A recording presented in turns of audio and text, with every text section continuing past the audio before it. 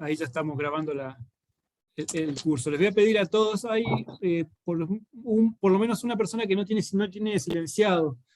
Pablo, veo ahí. Si podés silenciar tu micrófono, te agradecería, Pablo.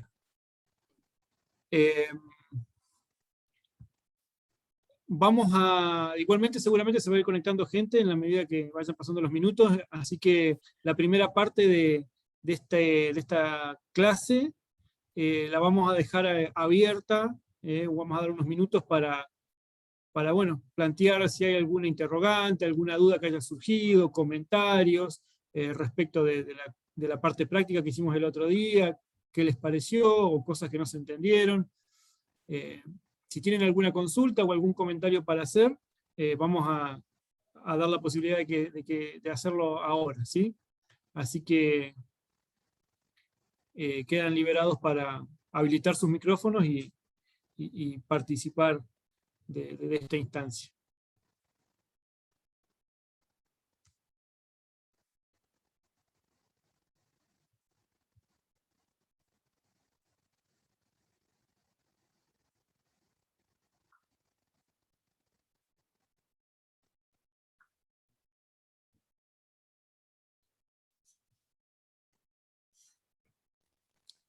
Hola, profe. Hola, Pablo, ¿qué tal? Hola para las personas también que están en el curso. Profe, sabe que yo tengo una pregunta para hacer. Sí. A mí no me quedan bien claro en mi cabeza cuál es el momento donde yo puedo comenzar a sembrar y después los tiempos que yo tengo que esperar y después todo el proceso en sí. Una cuestión de tiempos es lo que yo no puedo entender todavía. Bueno, mira, aprovechamos y hacemos un repaso enfocado específicamente en lo que son los tiempos, ¿sí? Una cuestión importante que surgió el otro día en la práctica es que las fechas o los tiempos varían en función al clima, ¿sí? Preguntaban, ¿qué pasa si yo vivo en la cordillera? Los tiempos son los mismos, y bueno, ahí lo que vimos, lo que les expliqué, que las cosas cambian, varían, ¿sí? Entonces, para un clima, digamos, más más similar a lo que sería el clima, digamos, de Mediterráneo, ¿sí? Del Alto Valle, vamos a tener que la fecha de siembra, ¿sí? El momento de siembra va a ser más extenso, va a ser prolongado, vamos a poder sembrar desde fines de agosto hasta principios de noviembre, ¿sí? Como máximo los primeros 5 días de noviembre, no más de eso, lo ideal es hasta fines de octubre, ¿sí? Ese es el tiempo en el cual yo puedo hacer la siembra. Desde el momento en el que yo siembro y hasta el momento en el que saco a fructificar los troncos, tienen que pasar como mínimo 4 meses, ¿sí? Sabiendo que la fecha de puesta a fructificación de los troncos generalmente en el Alto Valle es alrededor de fines de marzo, principios de abril, es que yo no puedo hacer una siembra entonces más allá de la primera semana de noviembre, para que al menos estén los 4 meses de incubación cumplidos, ¿sí? Entonces, uno va a sembrar en ese periodo entre fines de agosto y primeros días de noviembre. Luego de la siembra va a poner los troncos a incubar y van a estar en incubación, que es lo que vamos a ver hoy, hasta el otoño, ¿sí? Hasta que el clima del otoño sea el propicio, que vamos a ver que eso se puede dar en el valle, en el Alto Valle, entre fines de marzo, principios de abril. Si nos vamos más hacia la cordillera, ese momento se adelanta a principios de febrero aproximadamente. Pero más o menos los tiempos son esos, Pablo. No sé si respondo a tu pregunta. Ok. Cristian, te puedo, a ver si puede ser una solicitud. Sí. Viste que nosotros tenemos un periodo de incubación de 4 meses, ¿no? Pero como vos decís, varía de acuerdo a cómo se presenta en cada región, ¿no? El clima, por Sí. decir algo. Sí. ¿Nos podríamos tener más o menos, con respecto a temperaturas, una cronología Porque, como decía la compañera, ¿te acordás de Ruca Choroy? Viste, que ella va a sembrar en Ruca Choroy, donde Sí, las temperaturas son totalmente distintas acá. Por ejemplo, por decirte, viste como te decíamos el otro día, que tendríamos que, en otoño teníamos que esperar de 5 a una semana con una temperatura, viste, estable, viste, de no más de 20 grados para empezar la fructificación, ¿no? Nosotros, para la siembra, ¿podríamos tener más o menos un rango de temperaturas? sí, sí, sí. Para la siembra, lo ideal es que la siembra no se realice con temperaturas promedios diarios menores a los 20 grados, 18, 20 grados, ¿sí? Que la media diaria, ¿sí? Sí. Diaria esté por lo menos en los 20 grados. A partir de ahí ya es una buena fecha para empezar a hacer la siembra. ¿Sí?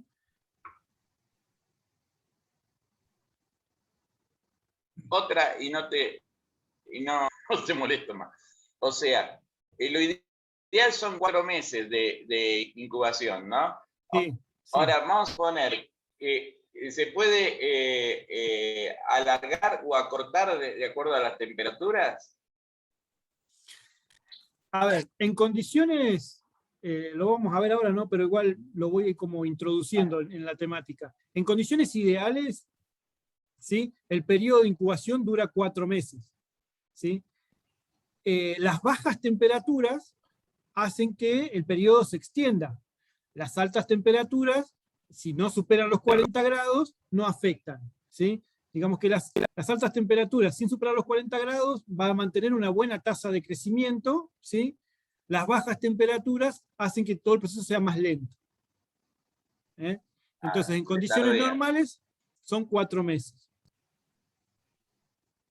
Para gracias.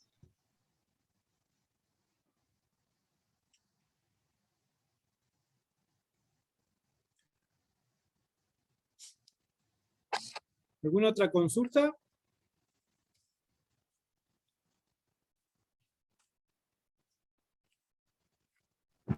Yo, profe, Sí. yo quiero hacer una consulta. Bueno, evidentemente ahora yo no voy a llegar a sembrar por una cuestión de tiempos, ¿no? Que ya hemos pasado el tiempo de siembra, pero a mí me interesa mucho este tema, ¿no? El tema de los hongos y el tema de la siembra.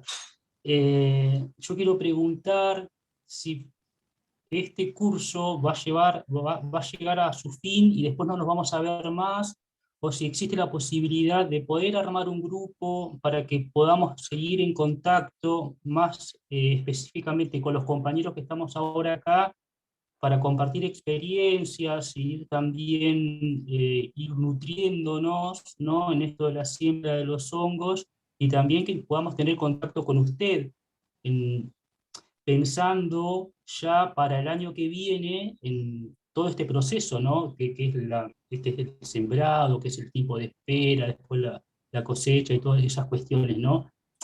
A lo que voy es que no quiero estar sin el apoyo de usted ni del grupo. No me quiero encontrar solo con el año que viene sembrando y por ahí se puede surgir alguna duda o alguna cuestión. Entonces quiero ver si podemos seguir manteniendo al menos algún correo o algún mail para ir haciendo consultas o preguntas. Más que Sí, nada con usted, que es el que sabe. mirá, Pablo, no hay, eso, digamos, son cuestiones que surgen a partir de la iniciativa. El planteo que vos estás haciendo sería el detonante de que en la medida en que el resto de los asistentes al curso les parezca una iniciativa importante, tomen la posta y lo lleven adelante. O sea, yo no tengo ningún problema en darles mi correo o mi número de teléfono, cualquiera de los dos, arman el grupo de WhatsApp y bueno, y ahí queda el grupo. Después todo dependerá de la dinámica de cada grupo, del trabajo y de las dudas que vayan surgiendo. En eso no tengo ningún problema.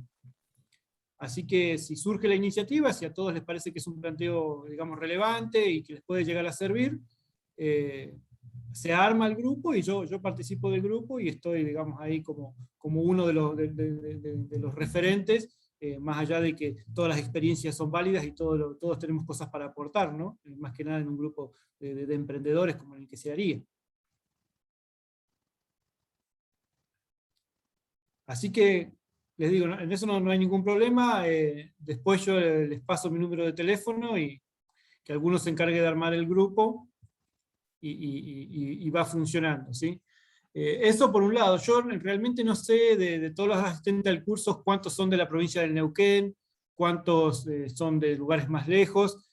Sepan que, digamos, yo hace muchos años que estuve como capacitador del puesto, después dejé de dar cursos de producción de hongos en el puesto de capacitación y ahora estoy retomando. Como les decía, había otro profe y bueno, ahora estoy retomando yo, con lo cual muy probablemente continúe yo estando en el puesto de capacitación en cuanto a lo que es la producción de hongos. Así que cualquier duda que tengan, me van a encontrar a mí ahí en el puesto de capacitación y pueden directamente, personalmente, plantearme la duda. Además de que también yo trabajo para la provincia del Neuquén en el Centro PYME, en el programa Hongos Comestibles, y también, digamos, ahí brindamos asesoramiento a la gente que quiera producir. Así que cualquiera de esas alternativas para la gente local, digamos, para la gente de acá de Neuquén, es válida para una cuestión de consultas presenciales, ¿sí? Por ahí para la gente, si es que hay gente de otras provincias y demás, por ahí, bueno, serviría más el grupo de WhatsApp. Así que bueno, todas esas instancias están abiertas y son posibles de encarar.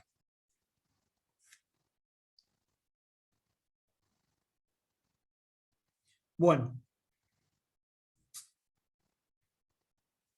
Si no hay ninguna otra duda, arrancamos con lo que tenemos para hoy.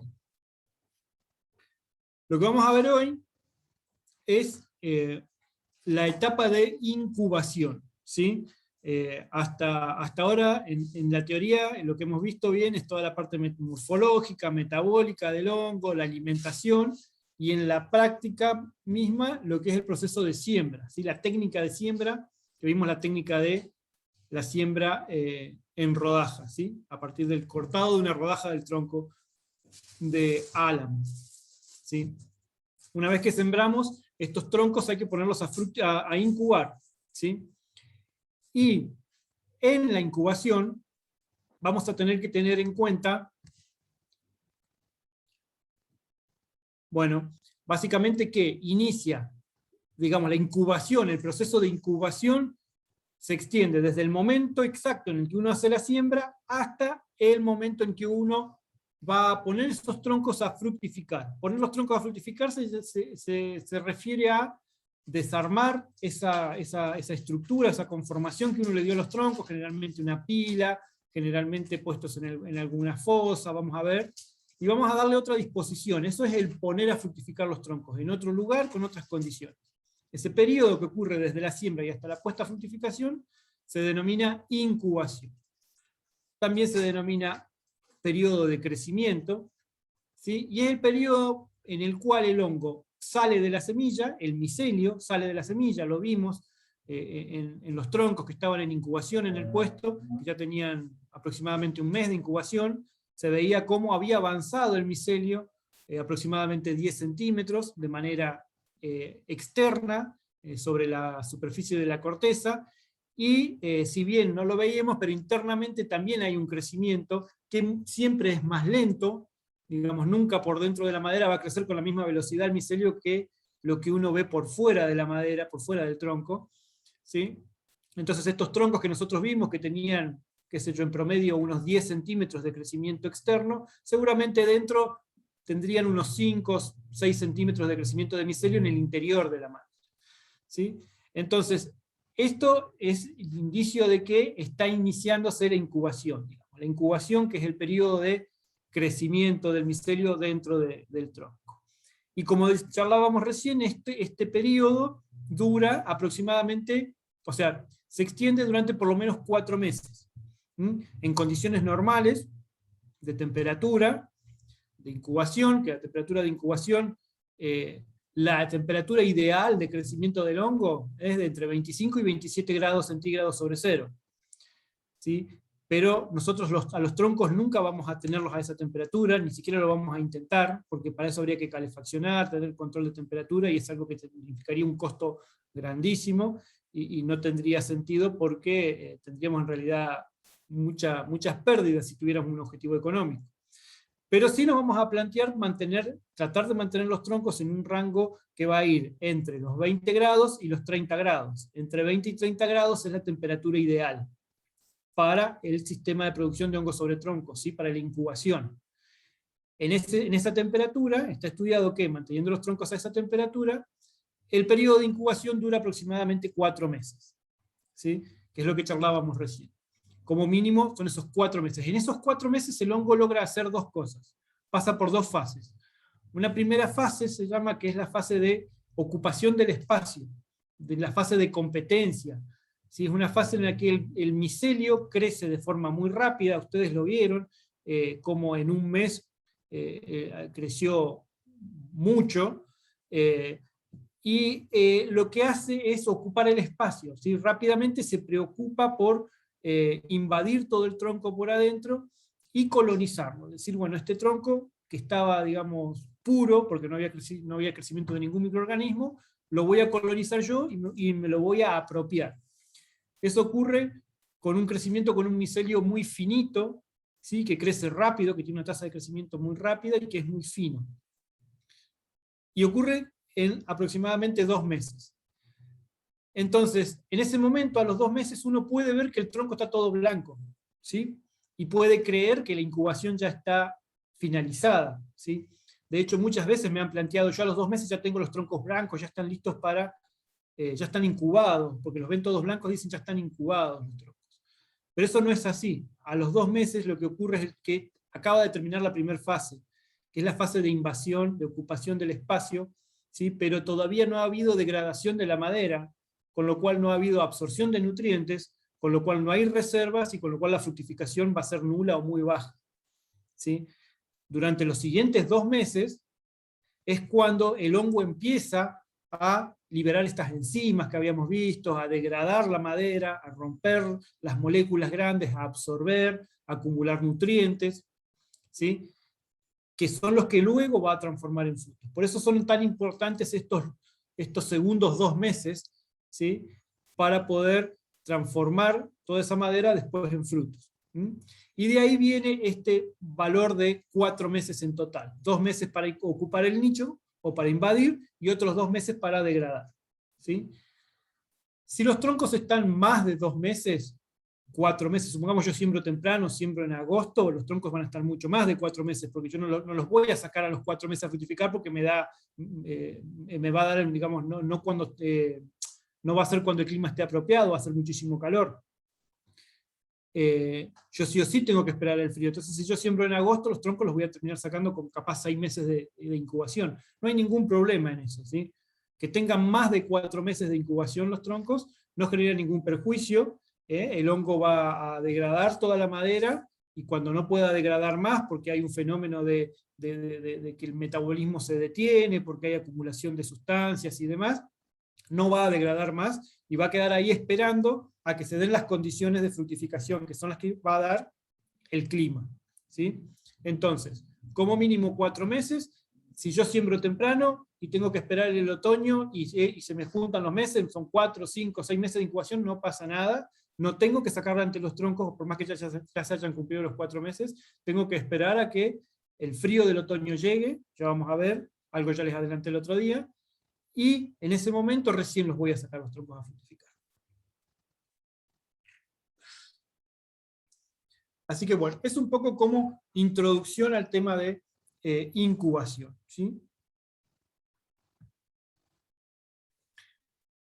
Acá lo que voy a hacer es mencionarle cuáles son los aspectos, o qué tengo que tener en cuenta yo de cada uno de estos 5 parámetros durante el periodo de incubación, ¿sí? Durante todo este tiempo que les acabo de decir, que es de al menos 4 meses.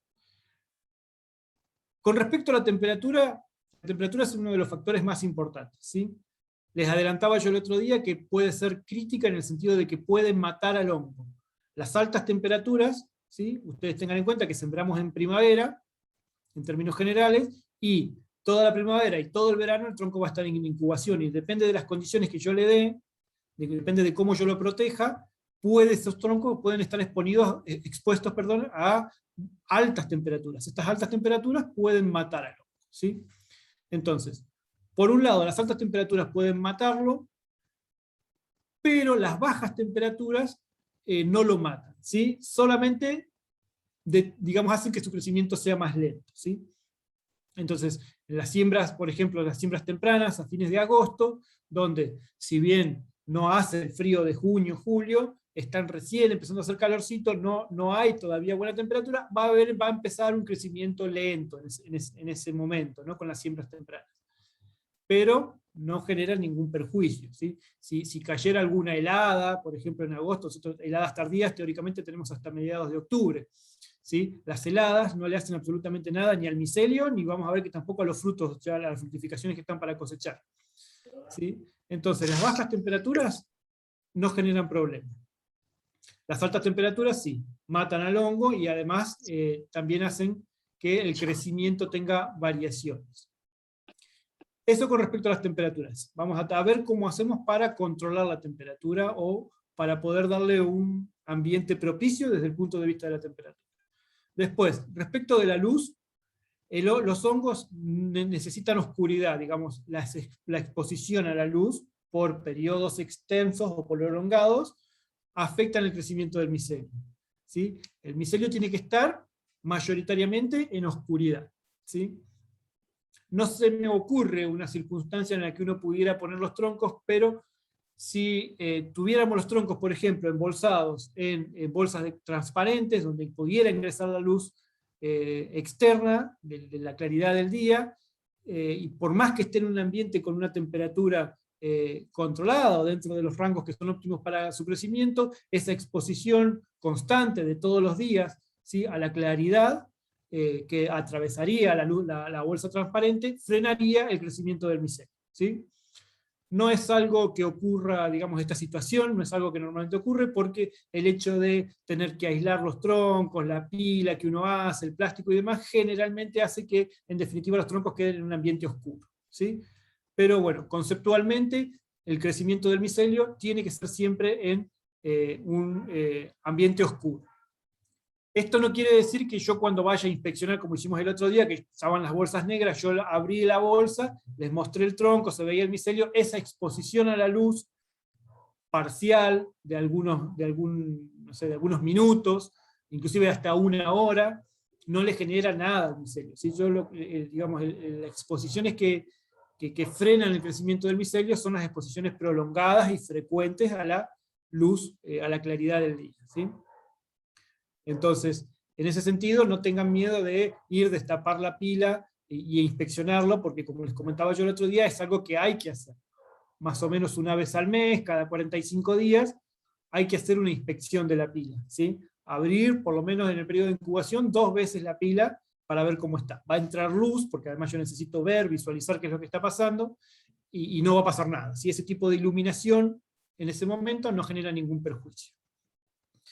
Después, con respecto a la humedad relativa, ese punto se refiere a la humedad del ambiente, ¿sí? Vamos a ver que la humedad del ambiente tiene que ser tiene que haber una humedad determinada en el ambiente que rodea el tronco, ¿sí? El aire que está inmediatamente en contacto con el tronco.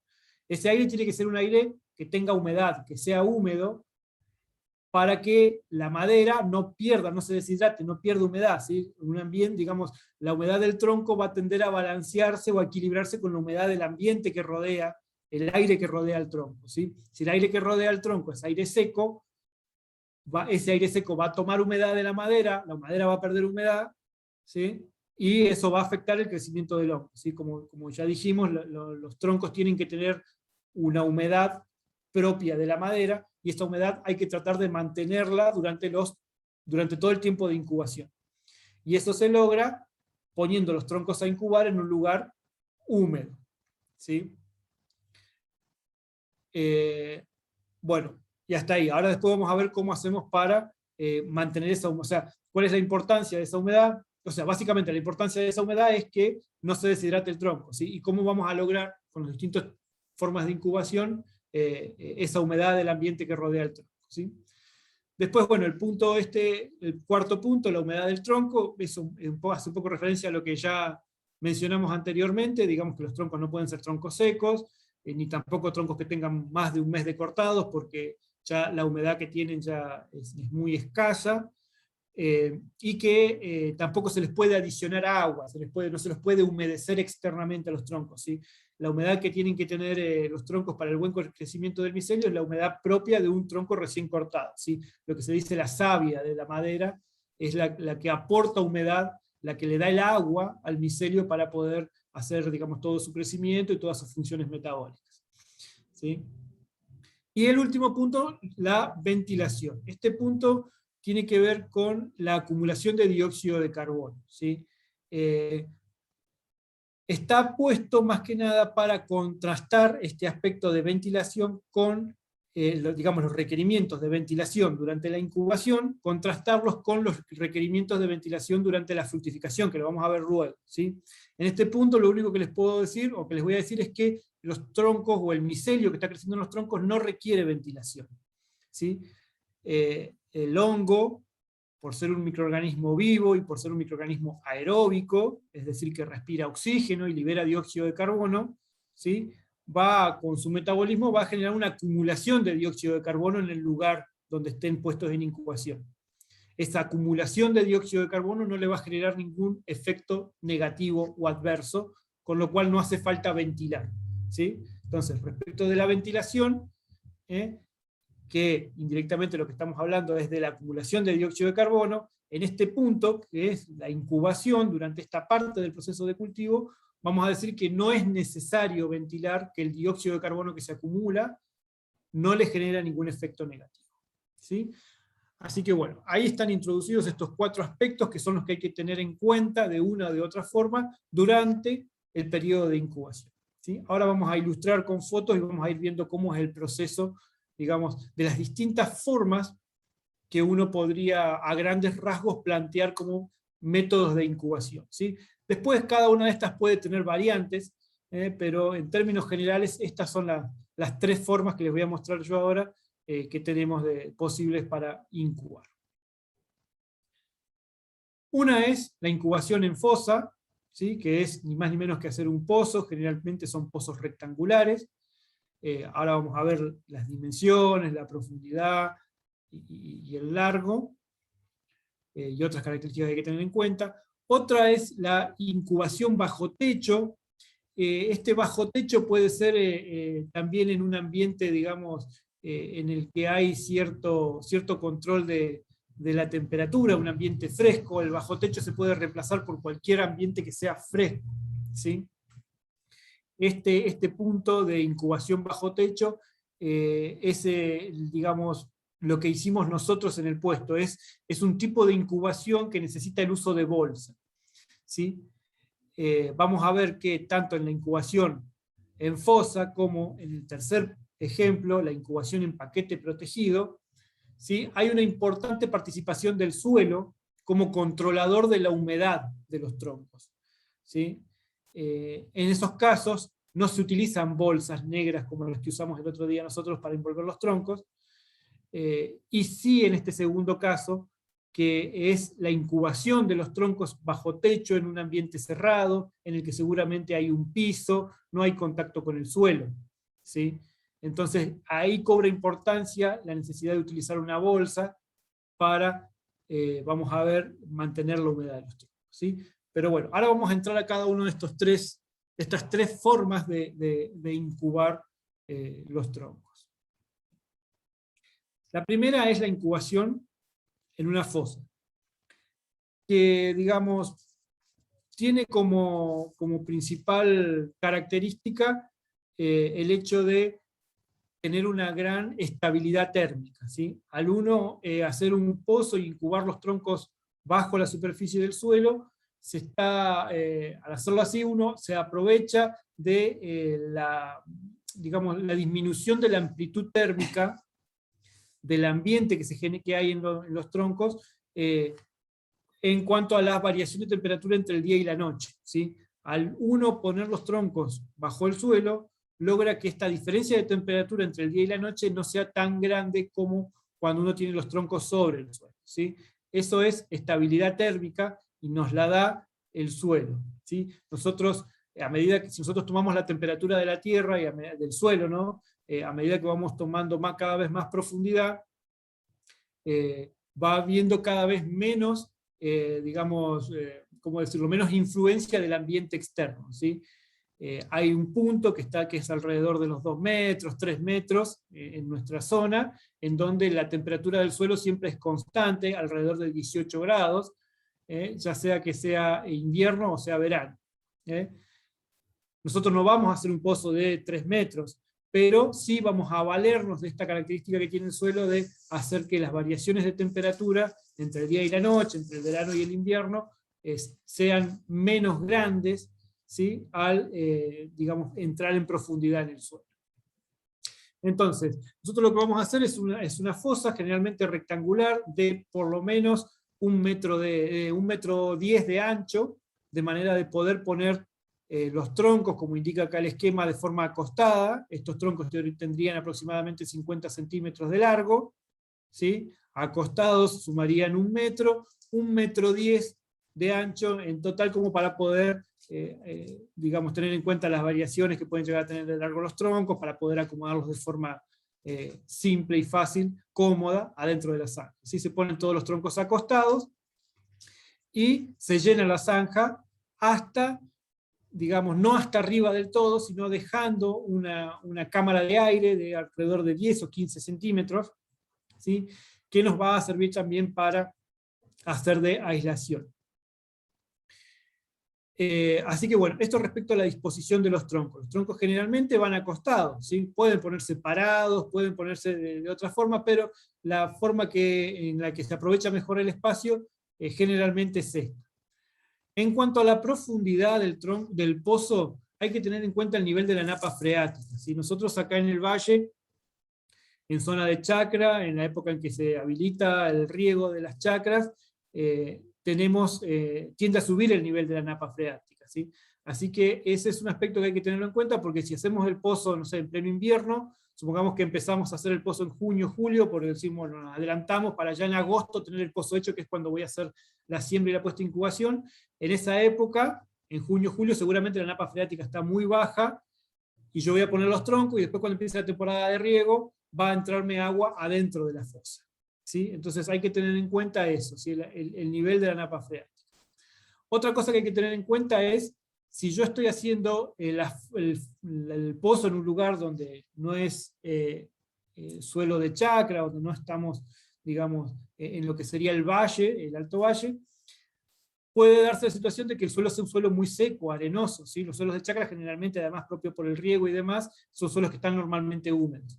Cuando el suelo no está húmedo, el suelo es muy seco, en el caso de suelos arenosos, es importante hacer al costado del pozo una zanja, una canaleta, que esté más o menos a 1 metro del pozo, para esa canaleta después llenarla con agua. La vamos a llenar con agua una vez por semana, cada 15 días, va a depender eso del tipo de suelo que tengamos, pero esta canaleta lo que va a hacer es humedecer, ¿sí? Toda la pared del pozo, del foso, y esa humedad va a ser la que va a hacer, digamos, que nuestros troncos no se deshidraten, ¿sí? Entonces, cuando estamos en suelos de chacra, seguramente es un suelo húmedo, ¿sí? Entonces no va a ser necesario hacer la canaleta. Sí vamos a tener que tener cuidado con el tema del nivel de la napa freática. Cuando estamos en otro lugar, alejado de la chacra, donde no hay influencia del riego, donde seguramente el nivel de la napa freática no es un problema, yo puedo darle más profundidad al pozo, ¿sí? Y lo que voy a tener que tener en cuenta en ese caso, si el suelo es muy seco, voy a tener que tener en cuenta hacer una canaleta, ¿sí? A los 2 costados de la zanja, o alrededor del pozo, si es un pozo cuadrado, para poder humedecer el suelo, humedecer el perfil, ¿sí? Yo no quiero que entre agua dentro del pozo, eso quede claro. La canaleta tiene que estar más o menos a 1 metro, tiene que estar bastante lejos como para poder llenarla, y yo quedarme tranquilo que no se va a filtrar agua, no va a rebalsar la canaleta y va a entrar agua dentro del pozo, ¿sí? Eso es importante. Yo lo único que quiero es que llegue la humedad, que se humedezcan las paredes del pozo. Entonces, Esas son las dos cuestiones que tengo que tener en cuenta si yo hago en uno o en otra condición el pozo. Entonces, vamos a hacer el pozo, que va a tener, como les decía, 1,10 metros de ancho y una profundidad de por lo menos 1 metro, 1,5 metros. Generalmente rondan en eso, dependiendo de las cuestiones que les acabo de mencionar. Lo vamos a llenar con troncos hasta dejar una cámara de aire de alrededor de 10 centímetros, y luego vamos a poner sobre el pozo, generalmente se ponen varillas de madera, varillas de los mismos álamos que uno utilizó, o cualquier cosa que sirva de estructura para sostener arriba un polietileno. ¿Sí? Vamos a poner luego arriba de esa estructura un polietileno, que puede ser transparente, negro, gris, o del color que ustedes quieran, no hay ningún problema, porque luego sobre el polietileno vamos a poner una capa de tierra. ¿Sí? Vamos a tapar todo el polietileno con una capa delgada, finita de tierra, que no le haga, o sea, le va a hacer un peso, pero un peso, poco peso, porque es una capa finita y tiene que estar perfectamente soportable por la estructura de madera o de lo que fuere que pusimos abajo. ¿Sí?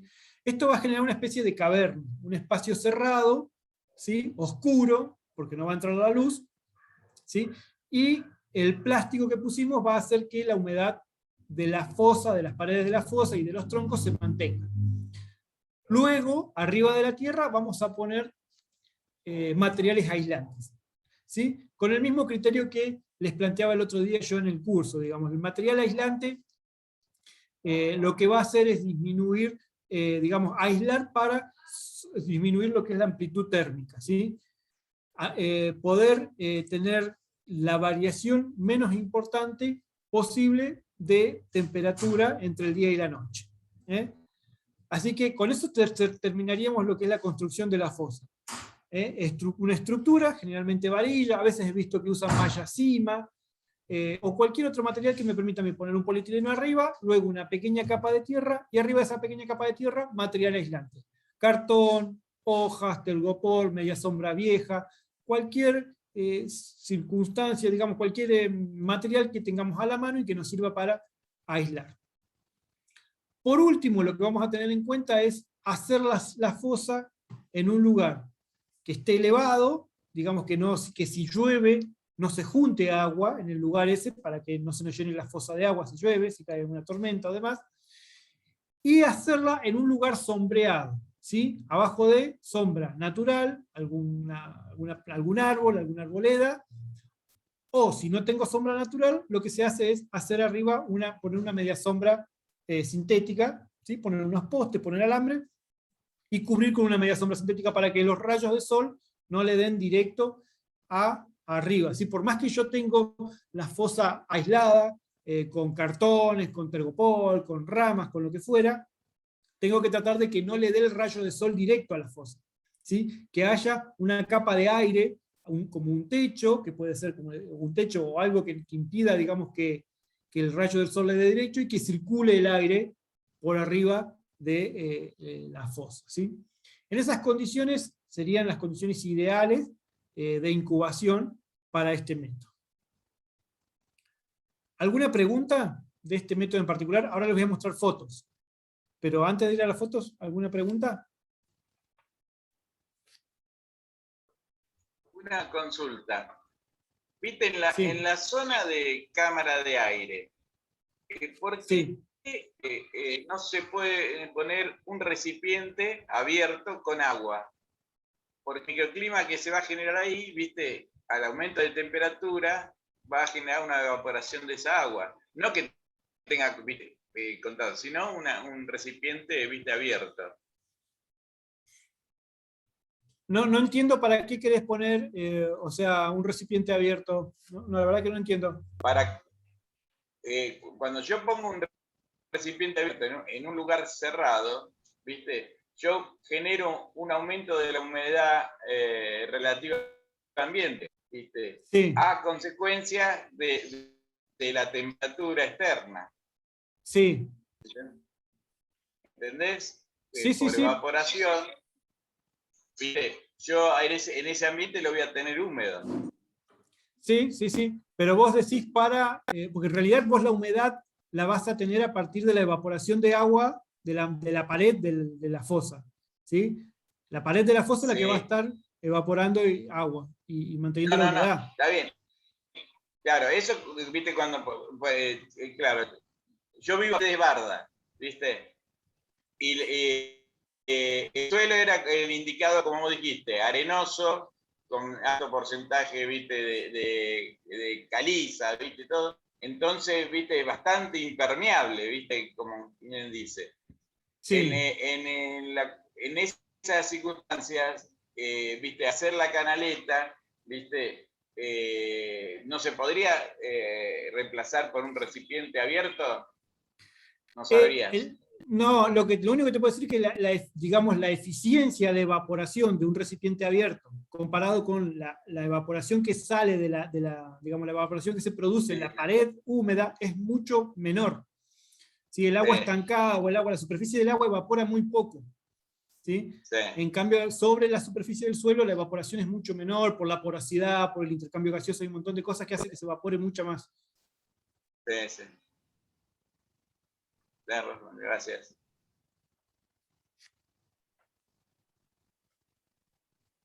Profe, ¿Sí? profe, cuando uno hace el pozo para hacer la fosa, las paredes es tierra, va a ser tierra, un pozo de tierra. ¿No, ¿Sí? no le tiene que poner en las paredes algún soporte, alguna estructura o algo? Bueno, depende también de la porosidad, digamos, del tipo de suelo, como charlaba, como decía recién Guillermo, por ahí si los suelos muy arenosos tienden a desmoronarse, a caerse, a desarmarse, y en esos casos, por ahí empiezan a aparecer digamos, estas formas mixtas de incubación, de hacer como un pequeño pozo, y después para arriba continuar con una pila, algo que vamos a charlar después, ¿sí? Digamos, de mezclas de sistemas. Pero digamos, para darle una forma, digamos, más clara a la exposición, yo lo que te digo es que uno lo primero que plantea es que en términos normales de suelo uno puede hacer un pozo y no se desborona en suelos francos arcillosos o arcillosos inclusive, y no hay problema, ¿sí? Hay casos particulares como suelos que son extremadamente arenosos, en donde ahí sí hacerle el pozo se complica porque no se sostiene. Y ahí, bueno, ahí uno toma otras iniciativas o otras formas de incubar. Profe, y otra consulta le hago. ¿Yo podría hacer Sí. la incubación de los troncos en una cisterna? Porque tengo una cisterna en desuso, entonces pienso que por ahí me puede llegar a servir. Lo que pasa es que la cisterna es una cisterna de agua que está bajo la tierra, pero tiene paredes como de hormigón. Es toda una estructura que tiene paredes de hormigón que está dentro del suelo. ¿Eso me podría llegar a servir para hacer la incubación?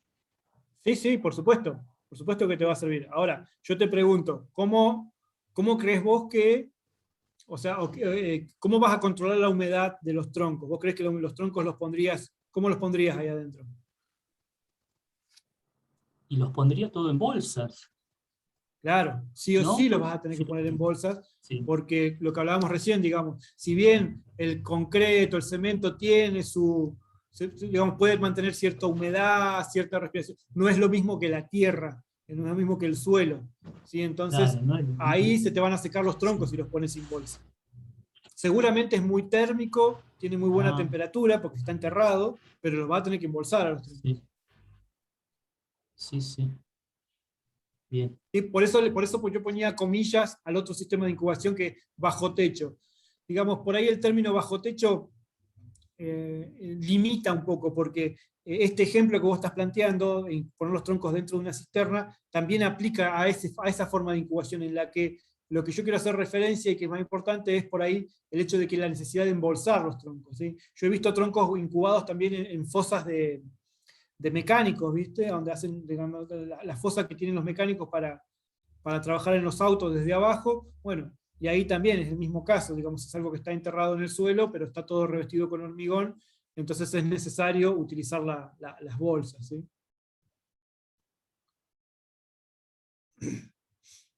Bueno, ¿alguna otra consulta? Les voy mostrando fotos. Bueno, este es un pequeño pozo, cuadrado, hecho justamente en el puesto de capacitación, donde hicimos el otro día la práctica, en donde primero lo que les muestro es el tamaño, digamos, no es un tamaño grande, uno puede hacer los troncos, los fosos, digamos, de distintos tamaños, y lo que va a variar siempre es el largo, digamos. Uno va a tener un ancho de, normalmente, 1,10 m, una profundidad que va a estar determinada por ejemplo, la napa freática, y después la cantidad de troncos que uno quiera meter adentro de la fosa va a determinar el largo de la fosa, ¿sí? En este caso, además de eso, y en razón del nivel freático, lo que se hizo para asegurarse que los troncos no llegaran a tocar, porque había cierta duda de la altura a la que llegaba la napa freática y demás, ahí en el puesto, para que los troncos no llegaran a quedar sumergidos en el agua, no llegaran a estar en contacto con el agua, se pusieron ladrillos en el fondo de la fosa, ¿sí? Esto es algo que también se puede llegar a hacer, o sea, ladrillos o pallet o cualquier cuestión o mismo troncos largos de álamo tirados, atravesados, y sobre eso poner la primera fila de troncos que ya sembrados, siempre y cuando uno no tenga certeza de la profundidad del nivel freático, ¿sí? Así que, bueno, básicamente acá lo que les quería mostrar era eso, digamos. Bueno, uno lo que hace es llegar con los troncos hasta el lugar de la fosa y acomodarlos dentro de la fosa. Los troncos van a poder ir puestos, digamos, acostados a lo largo, pueden ponerse en este sentido, o también pueden ponerse parados, ¿sí? No hay una forma de acomodar los troncos que pueda generar un efecto positivo o negativo en el crecimiento, ¿sí? Digo esto porque a veces he escuchado que el micelio crece para abajo, hay que poner la tapa siempre arriba, porque si no, si uno lo da vuelta, el micelio para arriba le cuesta crecer. No, el micelio crece en cualquier sentido, no tiene problema que el tronco esté acostado, parado, patas para arriba o patas para abajo, ¿sí? Lo pueden poner de cualquier manera. En términos generales, como les decía recién, esta forma acostada es la forma que permite llenar mejor la fosa. Así que bueno, básicamente es eso, uno lleva los troncos hasta la fosa, la completa,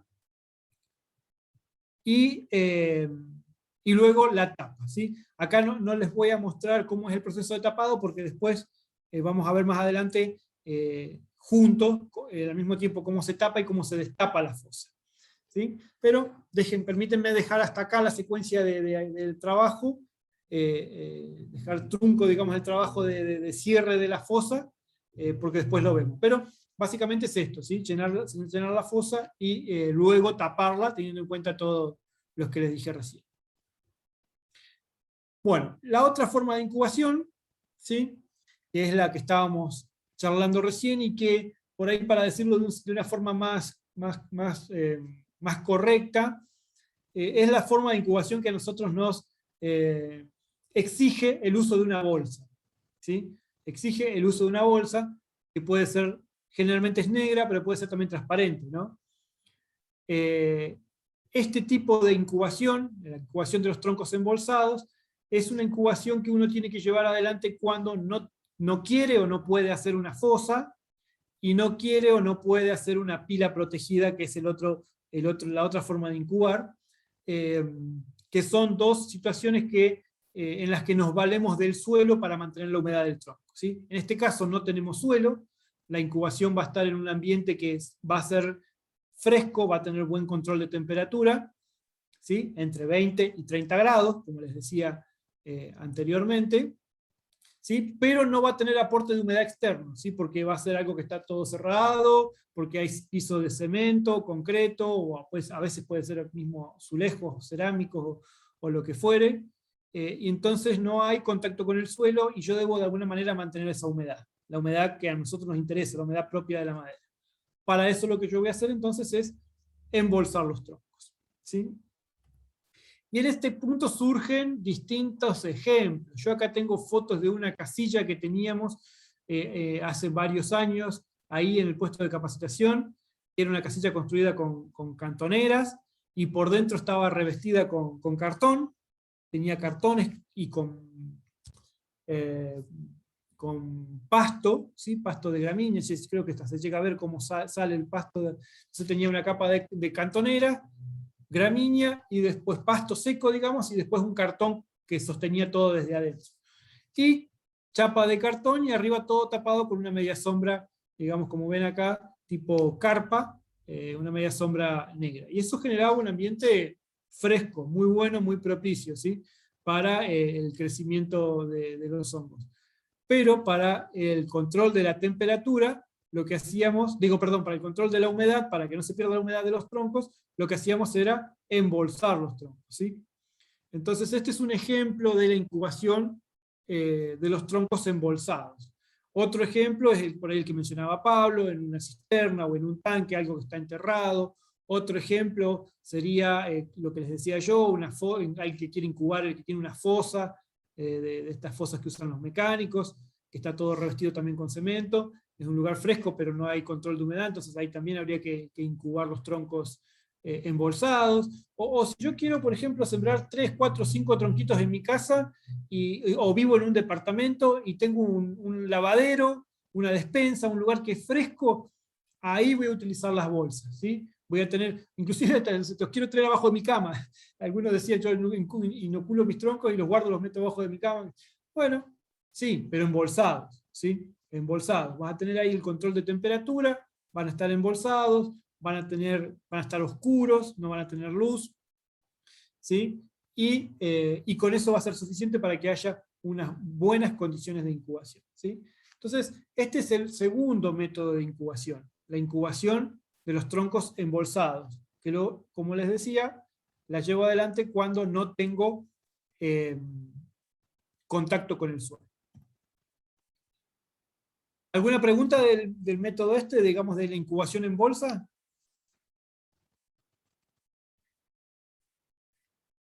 Una cosa que he visto y que por ahí, para mi punto de ver, no es recomendable, es incubar en pozo, en fosa, con el contacto del suelo y demás, y el tronco embolsado, ¿sí? Si uno va a incubar los troncos en un pozo, con las condiciones apropiadas, como les mencioné anteriormente, no es necesario incubar, embolsar los troncos, ¿sí? Diría yo que hasta es contraproducente, ¿sí? En ese caso, siempre los troncos tienen que ir sin bolsa. La bolsa únicamente cuando yo no tengo contacto con el suelo. Bueno, y por último, la tercera forma de incubación, que esta es una forma de incubación que por ahí usan más los productores que producen a gran escala, que producen muchos troncos. Porque uno cuando incuba en fosa, que por ahí desde el punto de vista térmico y del control de la humedad es la forma de incubación ideal, el hecho de hacer la fosa lleva un costo importante de mano de obra y de trabajo, un esfuerzo muy grande, que uno está dispuesto a hacerlo por ahí con pocos troncos, pero cuando uno ya tiene, no sé, más de 300 troncos, 400, 500 troncos, el tamaño de la fosa es muy grande, y en ese caso ya se torna poco práctico ese método de incubación, y se recurre a este método de incubación que les estoy mostrando en el esquema en la pantalla, que es el método de incubación en paquete protegido, y es una pila que uno hace sobre el suelo, ¿sí? Un suelo parejo, de manera de poder parar los troncos y que no se caigan, un suelo que tiene que tener cierta humedad, tiene que ser un suelo húmedo, y la pila la vamos a hacer, al igual que la fosa, en un lugar sombreado, en un lugar donde tengamos sombra natural, de arboleda, de un parral, de un sauce, de una alameda, de lo que fuere, o sombra artificial, hecha por uno mismo con media sombra, o en algunos casos he visto sombras hechas hasta con techos con chapa de cartón, ¿sí? En altura, ¿no? Bueno, este método de incubación se vale de la humedad del suelo. En este punto, digamos, está un poco más restringido porque solamente esta superficie es la que está aportando humedad a la pila. Y lo que se hace es parar los troncos de forma vertical, porque es la forma en la que los troncos se van a poder sostener. Si uno los pone acostados van a tender a rodar, uno no le va a poder dar mucha altura a la pila porque se va a desarmar, van a rodar hacia los costados los troncos. Entonces generalmente se ponen parados, y se pueden poner de 2 y hasta de 3 de alto. ¿Sí? Lo que normalmente se hace es poner afuera, alrededor de lo que sería en el perímetro de la pila, los troncos más gruesos, para que le den más una suerte de contención a la pila, y en el centro los troncos más finos. Una vez que armamos la pila, de 2 o de 3 de alto, como les decía recién, lo vamos a tapar con un polietileno negro, un polietileno nuevo, que no tenga rajaduras. O sea, nuevo no, puede no ser nuevo, pero lo importante es que no esté roto, ¿sí? Que no tenga rajaduras. Y la otra cuestión importante es que un solo polietileno logre tapar toda la pila, ¿sí? Cuando tenemos pilas chicas de pocos troncos, es algo simple de lograr, solamente con un polietileno grande uno lo logra, pero cuando uno tiene muchos troncos, tiene que darle cierta forma a la pila para que el rollo de polietileno negro, que viene de 50 metros y de 4 metros de ancho, o de 6 metros de ancho, llegue justo a tapar todo el ancho de la pila y todo el largo. ¿Sí? No es bueno solapar, digamos, tengo un pedazo de polietileno, sumo otro pedazo de polietileno y con los dos pedazos yo tapo y solapo el polietileno. Porque por ese solapado, por más que uno lo pegue con cinta, la cinta después se termina despegando. ¿Sí? Acuérdense que tiene que estar mínimo 4 meses a la intemperie la pila. Por ese solapamiento siempre entra aire, y al entrar aire se pierde humedad. ¿Sí? Entonces, a manera de concepto, digamos, el polietileno tiene que no tener ninguna rajadura, y tiene que ser un solo polietileno que tape toda la pila. Entonces, vamos a poner el polietileno arriba, y vamos a tapar todo alrededor del polietileno con tierra, ¿sí? Acá está abierto para mostrar la disposición de los troncos, pero en realidad tiene que estar todo tapado, ¿sí? Hacia adelante, hacia atrás y todo el costado de la pila. Tiene que estar tapada con polietileno, cerrado con el polietileno y calzado con tierra, todo alrededor, para que no haya entrada de aire. El único aire que va a entrar va a ser aire que va a difundir, ¿sí? Por decirlo de alguna manera, desde el suelo. ¿Sí? Desde el suelo va a haber intercambio gaseoso, va a entrar aire, y ese aire es suficiente para el crecimiento del hongo, ¿sí? Y además el suelo va a aportar la humedad necesaria para que los troncos no se deshidraten. ¿Estamos hasta ahí? Bueno, al igual que la fosa, esta pila, además del nylon, hay que protegerla del calor, digamos, hay que aislarla, hay que protegerla de las variaciones de temperatura. ¿Sí? Acuérdense que yo les decía, los troncos tienen la ventaja de sufrir menor amplitud térmica, de sufrir menor variación de temperatura entre el día y la noche. La variación de temperatura, ¿qué hace? Hace que el hongo crezca o que no crezca. ¿Sí? Cuando refresca mucho por la noche, esas horas en que la temperatura está por debajo de 10 grados, son horas en las que el hongo no está creciendo, no está degradando, no está invadiendo, no está creciendo. Por debajo de los 10 grados, el hongo frena su crecimiento. ¿Sí? Por arriba de los 10 grados se activa, empieza a crecer de vuelta, y bueno, con temperaturas de hasta 40 grados, el hongo metaboliza, crece sin problema. Pero esas variaciones de temperatura entre el día y la noche hace que el hongo, durante las 24 horas del día, arranque su crecimiento, frena, arranca, frena, arranca, frena. Mientras más grandes son las variaciones de temperatura, mayor es esa variación de actividad. En la tierra, en el foso, los troncos que están ahí tienen menor amplitud térmica, entonces, si uno tiene en cuenta las 24 horas del día, está más tiempo creciendo y menos tiempo sin crecer por efecto de la baja temperatura. En cambio, en la pila, esta que estamos viendo, que está sobre el suelo, digamos, la influencia de la amplitud térmica es más directa. Entonces, yo voy a tener que, digamos, en esta pila y además porque la superficie de exposición es mayor, toma más importancia todavía el hecho de aislarla. Esto que yo les decía para la fosa, de tapar la fosa con cartón, rama, media sombra vieja, tergopol, lo que tengamos a la mano, es importante para la fosa, pero es aún muchísimo más importante para este método de incubación. En incubación en paquete protegido. Hay que hacer una capa, tanto en el techo, en la parte superior, como en los costados, bien gruesa, bien importante. mínimo 10 centímetros. ¿Sí? Y eso nos va a ayudar a nosotros a poder disminuir esta amplitud térmica, y además va a ayudar también a que no haya condensación. Otro aspecto importante es el tema de la condensación. Acá adentro, como ustedes saben, porque ya lo dijimos varias veces, va a haber un ambiente húmedo, que yo lo necesito que así sea para que los troncos no se me sequen, para que los troncos mantengan su humedad propia, la mantengan y dure durante toda la incubación. Ahora, la humedad esta que hay en el ambiente que está alrededor de los troncos, si se encuentran con una superficie fría, se va a condensar y va a formar gotita de agua. Y esas gotitas de agua, si se forman, digamos, si yo no tengo bien aislado la parte superior de la pila, el plástico va a estar frío, entonces se va a condensar agua sobre el plástico, se va a formar la gotita de agua, y esa gotita de agua va a chorrear sobre los troncos. ¿Sí? Y ese efecto de condensación puede llegar a ser tan importante que me puede llegar a, en algunos casos, humedecer demasiado algunos troncos y afectar el crecimiento del hongo.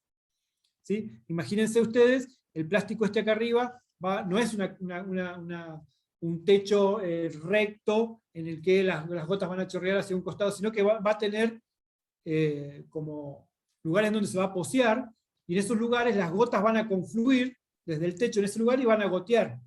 Toda la gota que se condensa y van a gotear siempre sobre el mismo tronco. Y esos troncos van a resultar, digamos, después de 4 meses de incubación, 4 meses de estar sufriendo condensaciones de agua, que esas condensaciones ocurren a la noche o a la tarde-noche, cuando ya se enfría el plástico, va a afectar al crecimiento de los hongos. ¿Sí? Entonces, también la aislación, no solamente para que digamos, el hongo esté más horas creciendo, es importante la aislación térmica, sino también es importante para que el plástico no se enfríe, y no haya condensación, y no se chorreen, y no se mojen los troncos de forma excesiva. ¿Sí? Entonces, ese es todo el fundamento de por qué es importante tapar la pila sin romper el nylon, ¿sí? Porque muchas veces uno le tira ramas, le tira cosas que terminan rajando el nylon, y eso también sería contraproducente. Sin romper el nylon, tapar la pila y hacerle una capa de aislación lo más gruesa posible para mejorar el crecimiento del hongo. ¿Sí? Y por último, o creo que ya se los había mencionado al principio, pero se los repito, haber hecho la pila abajo de un lugar sombreado, ¿sí? Que además no reciba el rayo del sol directo. ¿Sí? ¿Alguna pregunta de este último método de incubación? Ahora vamos a mostrar unas fotos.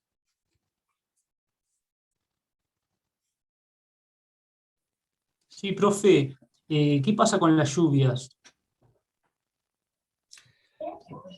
Bueno, ahí, así como tuvimos en cuenta en la fosa, cuando construimos la fosa, de hacer la fosa en un lugar alto, lo mismo hay que tener en cuenta acá.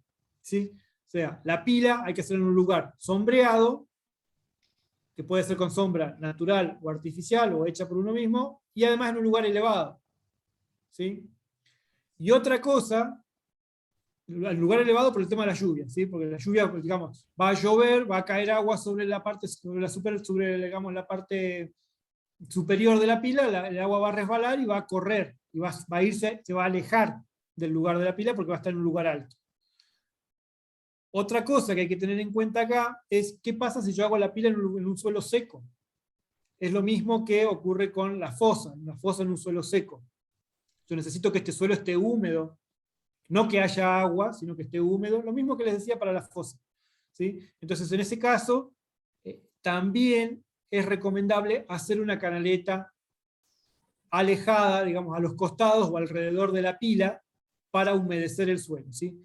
La canaleta tiene que permitir que se aloje agua en el interior de la canaleta, ¿sí? y que esa agua, digamos, se extienda humedeciendo el suelo, y que llegue en forma de suelo húmedo, digamos, que llegue como humedad, no que se cuele agua de la canaleta y se pase por abajo del plástico y entre agua dentro de la pila. ¿Sí? No tiene que entrar agua líquida dentro de la pila. ¿Sí? Hacemos una canaleta acá al costado y la llenamos con agua 2 veces a la semana, 1 vez a la semana, eso va a depender, vamos a ir viendo nosotros cuando el suelo está seco, llenamos la canaleta. Y lo que tiene que llegar acá abajo es la humedad, tiene que humedecerse todo este suelo. Hacemos canaleta de los 2 lados. ¿Sí? Profe, Sí. si yo quería hacer una pregunta, Donde está la cubierta de polietileno y los troncos, ¿no hay una cámara de aire? En este caso no se hace cámara de aire. No, en este Ya va caso apoyado sobre el directamente. tronco. Sí, en este caso el plástico queda apoyado sobre los troncos. ¿Sí? Bueno, gracias.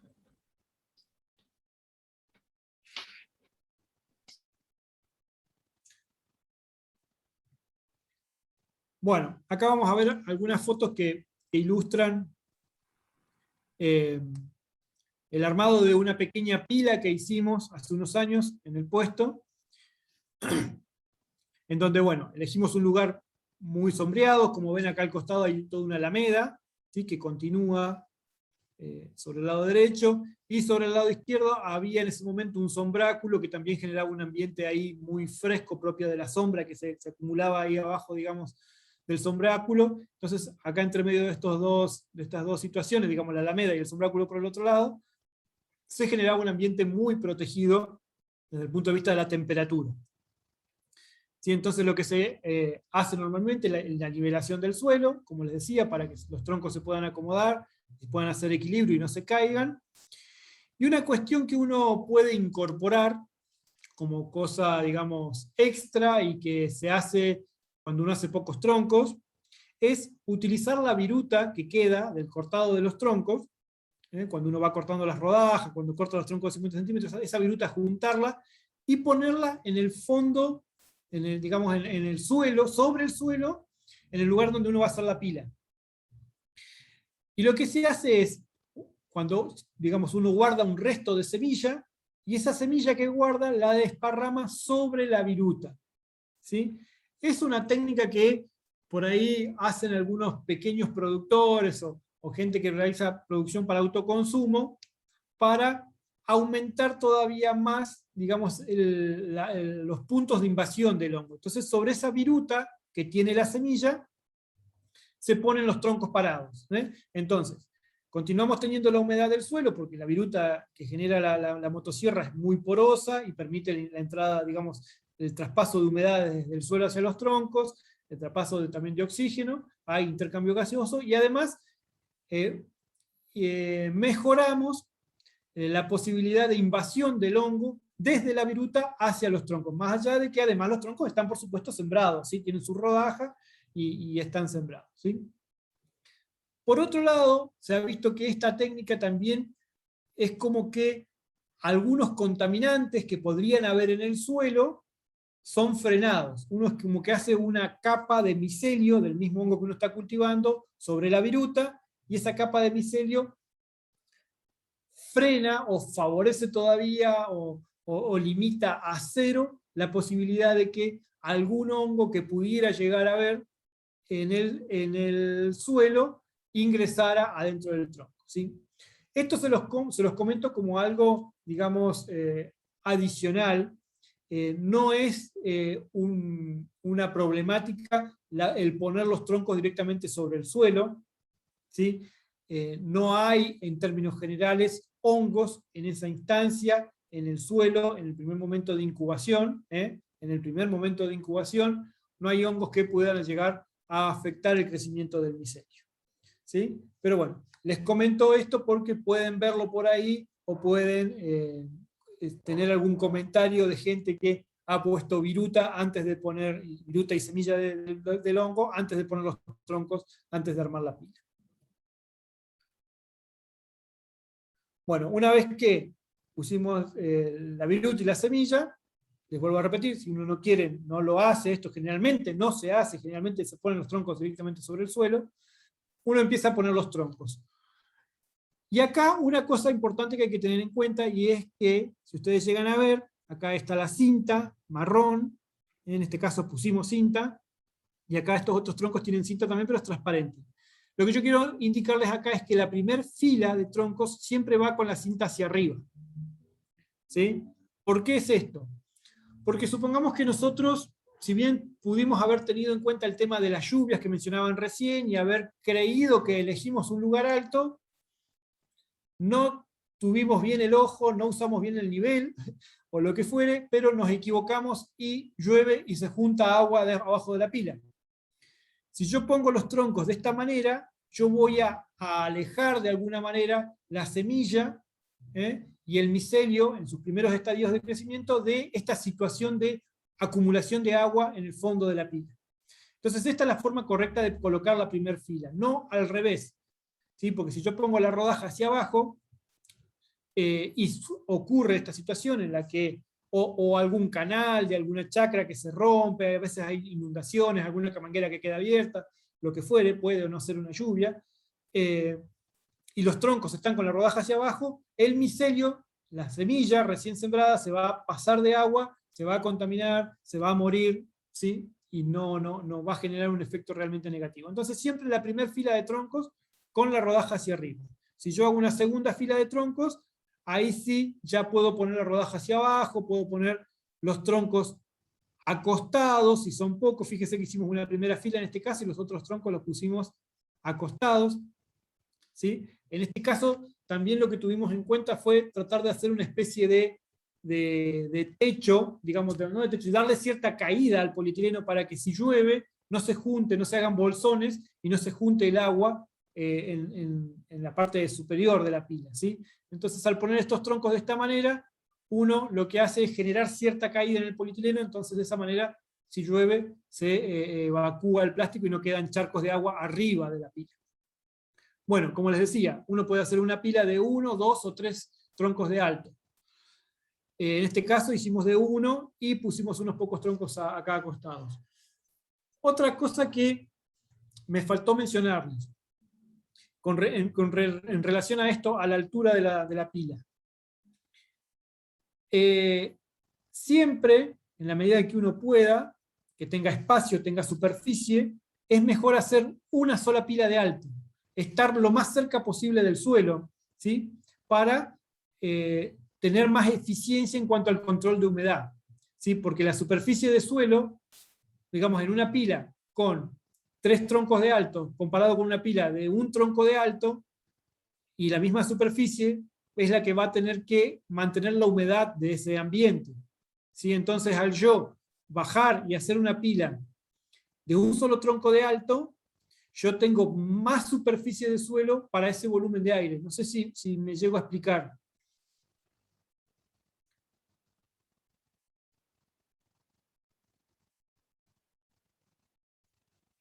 No sé si no se entiende, bueno, que alguien que me diga, no, yo no entiendo, entonces ahí explico. Pero básicamente es eso, siempre es conveniente hacer de una pila de alto para estar más cerca del suelo y para tener mayor cantidad de superficie de suelo, que va a ser la que me va a controlar la humedad de la pila, ¿sí? En los casos en los que yo tengo poca superficie, que no tengo mucho espacio, bueno, hago de 2 de alto o de 3 de alto inclusive. Bueno, ya vimos las 3 formas de incubar, y así como hicimos nosotros el otro día en el puesto, una vez que uno ya puso a incubar los troncos en cualquiera de esos 3 métodos, que inclusive pueden ser métodos combinados, entre ellos, como por ejemplo podría ser una fosa poco profunda que continúa hacia arriba con un tipo paquete protegido, por comentarles un tipo de método combinado. Bueno, cualquiera de los métodos que uno haya hecho para incubar los troncos, aproximadamente al transcurso de 30 días, después del primer mes, se recomienda hacer una primera inspección de esos troncos en incubación. Y uno lo que va a ver en esa primera inspección es, primero, que no haga calor, ¿sí? Muchas veces, por ejemplo, esta imagen que vemos acá abajo es una pila, digamos, perdón, es una fosa, donde acá ven las varillas, ven el plástico, la tierra que tiene arriba el plástico. Muchas veces uno cuando abre la fosa, sale de acá adentro como una bocanada así de aire caliente y húmedo, y eso nos da indicio de que la fosa está muy expuesta al sol, o que tiene poca cobertura digamos, de aislación térmica, y ahí uno corrige, ¿sí?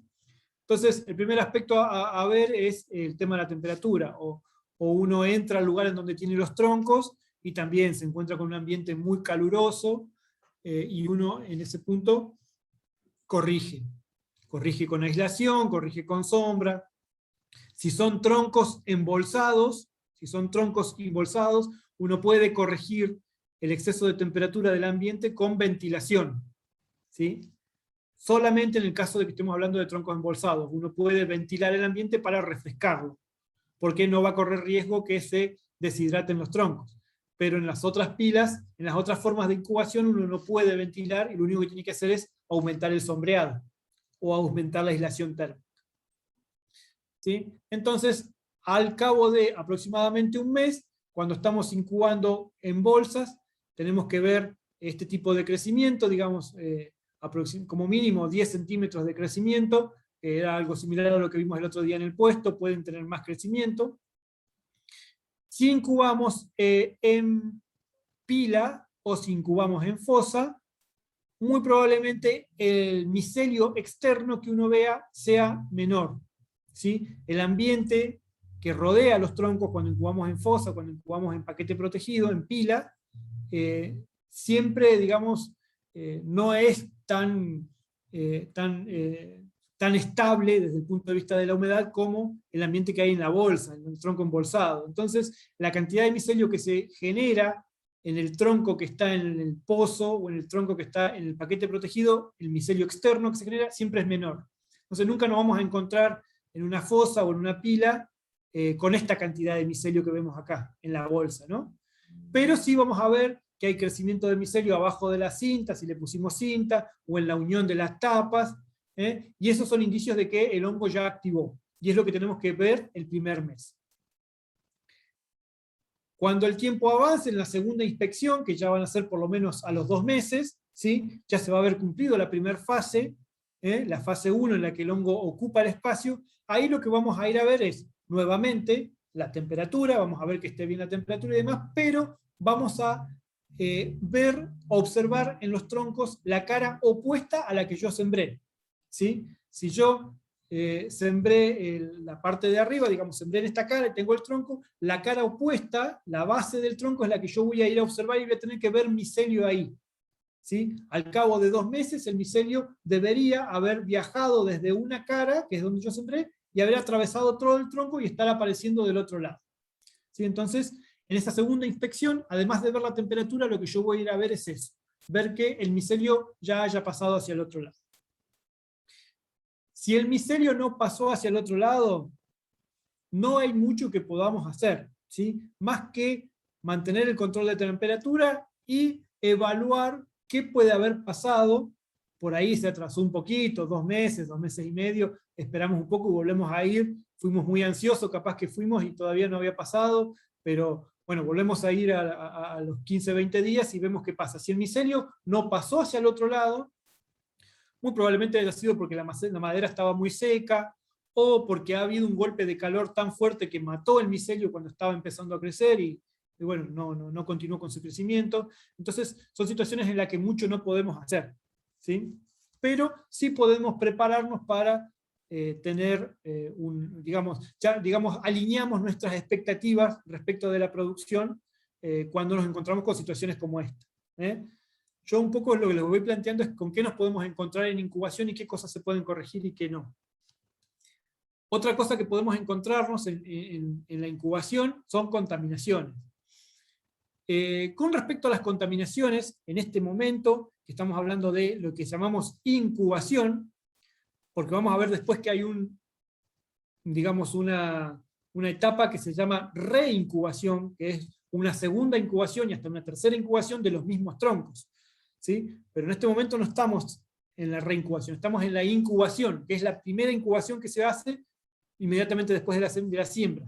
En este punto pueden aparecer contaminaciones externas, manchas de color negro, manchas de color verde, manchas de color rosadas, ¿sí? Son básicamente esos 3 los colores que normalmente aparecen, y son contaminaciones que no nos van a generar ningún problema. Digamos, son otros hongos que están creciendo, pero que crecen de forma superficial.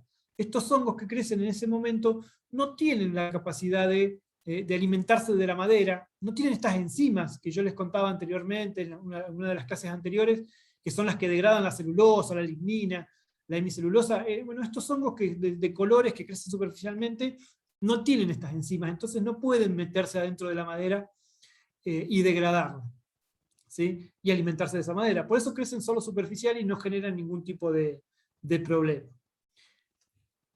Les vuelvo a repetir y les recalco que estoy hablando de incubación. ¿Por qué? Porque después, cuando veamos reincubación y volvamos a tocar el tema de tricoderma, que les mencioné en la clase anterior, que está generando un problema importante en lo que es la producción de hongos sobre troncos y demás, ahí sí vamos a ver que tricoderma puede tener un efecto negativo y puede entrar adentro de los troncos, ¿sí? Pero eso es en la reincubación, ¿sí? Que es el proceso que sigue luego del primer periodo de cosecha.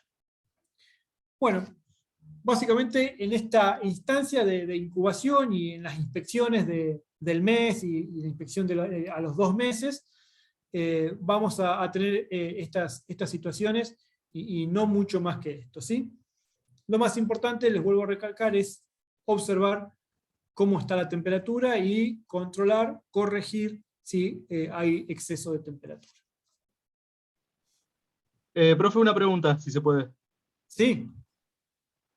Yo me acuerdo de cuando hice el tema de los troncos, decía que la incubación, en caso de aparecer manchas de otros hongos, eliminarlos con alcohol. ¿Estuvo bien eso o estuvo mal? O capaz que era innecesario. Mirá, primero, el alcohol no es un desinfectante o un agente que te permita controlar al aire libre o en la intemperie a otros hongos, ¿sí? El alcohol se utiliza como desinfectante en ambientes cerrados. El alcohol 70, o el alcohol, en realidad tiene que ser alcohol 70, porque el alcohol puro no es tan efectivo como el alcohol 70, se usa en ambientes cerrados, porque si no se evapora al aire libre, si vos rocias un tronco, se evapora muy rápido y no genera ningún efecto. No para desinfectar previamente a la inoculación con micelio, sino cuando ya estaba blanco el tronco, ya estaba que aparecían manchas verdes o naranjas otros troncos, de otros hongos, con un trapo con alcohol, limpiarlas, como sacarlas. Bien, bien, bien. En cualquier momento, al aire libre, a la intemperie, el alcohol no sirve como desinfectante. Eso por un lado, ¿sí? Más allá de eso, en la etapa de incubación no es necesario, por más que te aparezcan manchas de cualquier color, verde, rosadas o negras, como les decía recién, que son las más comunes, esos hongos crecen de forma superficial, no es necesario.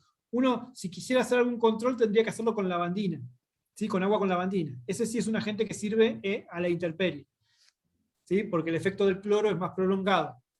Pero, más allá de que deberías haber utilizado lavandina, más allá de eso, no es recomendable hacer ninguna acción frente a estos hongos contaminantes durante la etapa de incubación, porque no van a generarte ningún problema. ¿Sí? Listo. Perfecto. Muchísimas gracias. Bueno, por último, para mostrarles que les había comentado el tema de el cerrado, cómo es, bueno, acá tenía algunas fotos para mostrarles de cómo es una pila cuando uno la abre, cómo se encuentra con bastante micelio, pero no siempre tienen tanto micelio como se ve en estas pilas, y cómo uno, bueno, pone troncos, en este caso pusieron unas mallas cimas, sobre eso ponen el polietileno, y se tapa con una capa fina de tierra, y luego, como les decía anteriormente, se ponen arriba ramas y demás. También el hecho de mostrar con estas fotos que se está haciendo en un lugar que es sombreado, si se ve claramente que hay muy buena sombra, ¿sí? Que también es un tema fundamental que hay que tener en cuenta cuando uno pone a incubar, ¿sí? Bueno, acá lo que les muestro es cómo queda una pila muy bien incubada, con un muy buen ambiente, muy protegido, ¿sí? Fíjense la cantidad, la intensidad de micelio, como algo pintoresco y como algo, digamos, destacado. Pero no siempre van a encontrarse con esta cantidad de micelio en las pilas, y no por eso los troncos no están bien incubados, ¿sí? Lo importante es que el micelio crezca de forma interna y que atraviese todo el tronco, ¿sí? Desde donde uno pone la rodaja hasta la base. Una vez que eso ocurre, yo estoy tranquilo de que el hongo ya ocupó el espacio, y luego, bueno, le quedan los otros 2 meses de degradación de la madera, de alimentación, ¿sí? Que van a ocurrir en tanto y en cuanto yo dé un buen control de la temperatura de la pila, ¿sí? Eso es lo importante, que el micelio pase de un lado al otro. En algunos casos, con muy buenas condiciones, podemos encontrarnos con esta cantidad de micelio, que se ve muy lindo, llama mucho la atención, pero no es algo que siempre tenga uno que lograr. Acá ven otro ejemplo de una pila, ¿sí? Esta es una pila grande de un productor que está, digamos, ya en el otoño, destapándola para empezar a ponerla a fructificar. Y bueno, acá vemos que no, digamos, una pila que no estaba muy bien protegida arriba, entonces hay cierto, digamos, crecimiento limitado, pero bueno, en términos generales podemos decir que es una pila que está dentro de todo satisfactoria, ¿sí? También hay que tener en cuenta que está muy bien sombreada. Este productor digamos, que puso a producir esta cantidad de troncos se encontró con esta situación que me pareció muy importante recopilarla con imágenes para poder mostrarlas en los cursos, en donde puso a incubar un tronco, una parte de un álamo que no tenía corteza y que estaba como consecuencia de la madera rota, ¿sí? De la madera muerta, quiero decir, seca. Fíjense esta parte de acá, a este tronco le falta la corteza, está la madera muerta. Entonces, ¿qué sucedió internamente en la madera? Bueno, esa madera no fue invadida por el hongo. Si ustedes ven esta foto de acá, es una foto tomada de arriba, de alguno de estos 3 troncos, ¿sí? Que acá claramente le falta la corteza, tiene todo el centro muerto y seco, y en esa parte el hongo no creció. Sí creció en todo el borde, en donde había corteza verde, había circulación de nutrientes, savia, agua y demás. Entonces, bueno, evidencia claramente la importancia de que la madera sea madera verde. Así que yo no puedo agarrar cualquier tronco de álamo que esté tirado de 2 o 3 años. Muchas veces me han dicho, yo agarro un tronco y lo meto en un tambor, lo lleno de agua, lo humedezco bien, un tambor con agua y después lo siembro. No, eso no sirve, ¿sí? Fíjense, acá se ve claramente que la madera muerta, la madera vieja, sin actividad metabólica, no desarrolla el hongo en esa manera.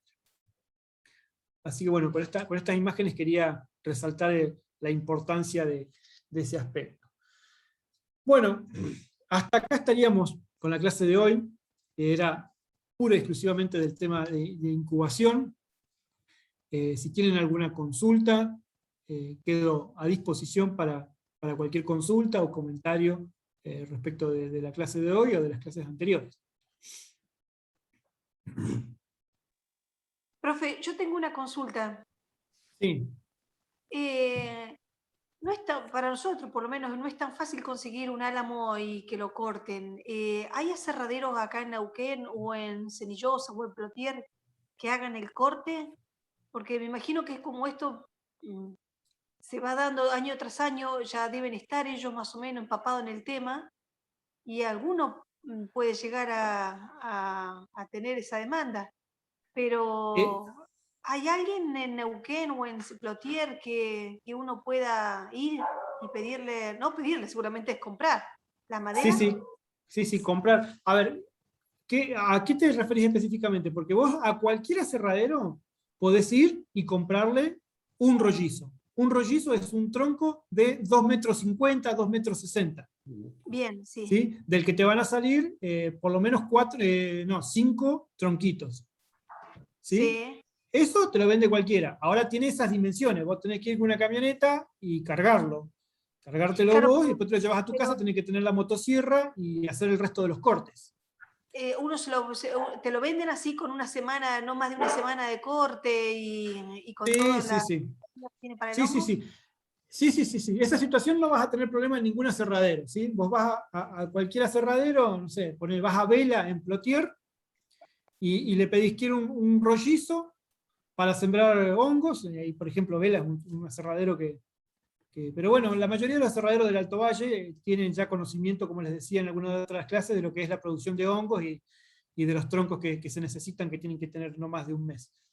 Y le comprás un rollizo, de ese tamaño, ¿sí? Vas a tener que ir vos con un vehículo y cargártelo vos al vehículo y te lo llevás y no va a haber ningún problema. Eso en cualquier aserradero. Después hay algunos aserraderos en donde se toman el trabajo de cortártelos de 50 centímetros, ¿sí? Y vos podés comprarle troncos ya cortados de 50 centímetros que son más fáciles de movilizar y demás. En ese caso, yo les voy a pasar, si quieren, una lista de aserraderos o de personas que se dedican a las que los productores les compran troncos, ¿sí? Y ahí hasta van a encontrar quien les ofrezca los troncos ya cortados con la tapa, la rodaja y todo. Si alguno no tiene motosierra y quiere sembrar troncos y no puede, más allá de que también se les aclaré que estamos fuera de fecha, eso también ténganlo en claro. Se los vuelvo a decir, o sea, ya, Sí, pero más allá de eso, o para otra temporada, hay aserraderos o hay gente que ya vende los troncos y que te los vende con la rodaja y todo cortada, si uno no tuviera motosierra. ¿Puedo comentar Si uno algo? tiene motosierra, sí, ahí voy. Si uno tiene motosierra, lo ideal es cortar la rodaja a uno, como les decía. Sí, claro. Mira, Porque yo pensaba, hace una semana estuve en un aserradero comprando cantoneras para otra cosa y consulté justamente esto y la persona me dijo que sí, que él lo había hecho hace un par de meses, un mes o dos atrás, y que, o sea, te lo vende y también te lo puede cortar, o sea, tiene un costo, pero te lo puede hacer. Es un aserradero acá en Plotier que queda por la calle San Jorge, digamos lo que era el viejo mercado San Jorge, para adentro. Sepúlveda es el aserradero y él lo hace, digamos. Yo averigué la semana pasada, no lo hice por la fecha justamente, pero ahí por lo menos los pueden hacer. bien, bien. No, porque yo a veces me pongo a pensar en esto, que si vas a comprar, si de un rollizo te salen cinco pedazos de tronco, como para hacer una siembra, tenés que comprarte como mínimo 5 rollizos como para no desperdiciar paquete de semilla no, de micelio, sí, porque sí. sería, pienso que acá tendría que modificar el ente encargado de vender el micelio, de bajar la cantidad. Vos dijiste que mínimo vendían 2 kilos, y me parece que es una pérdida de micelio, porque te llevas 2 kilos como para sembrar, qué sé yo, 15 troncos, como para que te sea rentable, pero porque la primera vez va a ser de prueba nuestra. Ujú. Y yo no tengo contacto con demás gente que quiera hacer la misma siembra que yo. Se me hace que es una picardía perder tanto micelio, tanto trabajo de ustedes para que después a mí me sobre micelio y no, ¿cómo hago para contactarme o regalarlo? Ese es el tema. Sí. No, el tema de la venta de semilla en ese volumen está determinado por una cuestión de un costo de embalaje, de fraccionamiento. Hay todo un costo atrás que hace que, digamos, vender por unidades más chicas tenga un impacto negativo. Básicamente por eso está definido en 6 kilos. ¿Sí? Pero bueno, son las condiciones, digamos. La única posibilidad que hay es la de juntarse y comprar entre varios. Y si no, guardar la semilla o lo que fuere. Pero bueno, es la situación en la que está planteada, esas son las condiciones hoy por hoy. Bien, y el guardado era siempre en la heladera. Cerrar la bolsa hermética y guardarla en la heladera. En el Sí. cajón de las verduras es. Sí. No se tiene que congelar. ¿Sí? No en el congelador ni en el freezer. Siempre a temperatura sobre cero, 3, 4 grados es lo ideal. Bien, gracias, profe. Una Profe. pregunta. Sí. Una pregunta. Creo que nosotros en este proceso de la siembra, todo, lo primero que tenemos que hacer, el primer paso que tenemos que hacer es la compra de semilla en este sentido, dado que vos me informaste, o nos informaste, mejor dicho, que tiene un plazo. Entonces nosotros tendríamos que saber bien cuándo más o menos el día que nos entregan la semilla para proceder a hacer los cortes de los troncos, porque eso es lo que nos va a regular el tiempo, creo.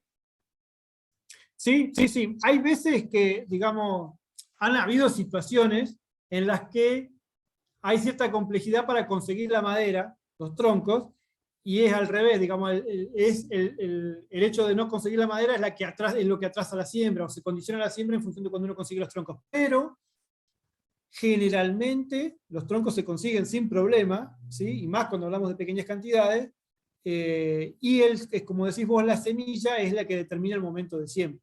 Cuando llega la semilla es cuando están en siembra. Entonces eso ahí uno tiene que tener en cuenta cuando el laboratorio al que uno le compra, cuando le va a propiciar la semilla.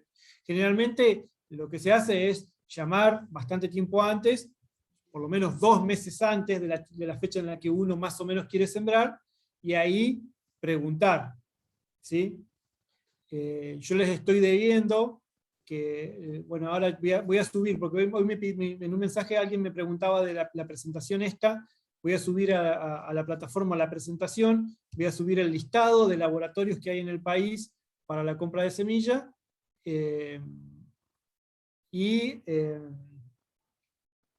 y un listado de proveedores de madera, de proveedores de tronco, ¿sí? Esas 3 cosas. Entonces, ahí van a tener, hago referencia al listado de laboratorios, hay varios laboratorios y van a tener que, yo lo que les recomiendo es por lo menos 2 meses antes, llamar al laboratorio y decir, más o menos, yo quiero semilla para esta fecha, en esa fecha más o menos cuánto tiempo de atraso tiene, o cuánto tiempo antes tengo que pedirla. Y ahí el laboratorio le dice, bueno, si vos querés la semilla temprano, porque lo que ocurre, o por lo menos lo que nos ocurre a nosotros en el laboratorio de Neuquén, ¿no? Les planteo la situación del laboratorio de Neuquén.